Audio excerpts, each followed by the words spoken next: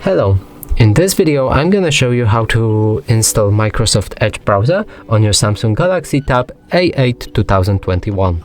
So in order to do that, we'll need to open our Google Play Store and start searching for an app. Now write Microsoft Edge and click on the search button. Now select install on this app.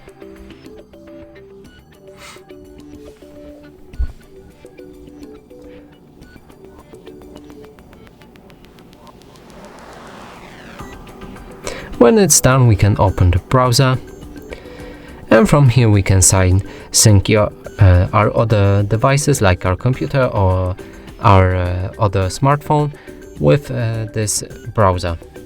I'm gonna do it later. From here we need to confirm the information above, and we can change our Microsoft Edge as a default browser if you want.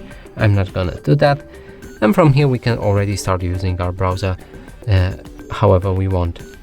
And that's it for this video. Hope you like it. Please consider subscribing to our channel, leave a like and a comment below.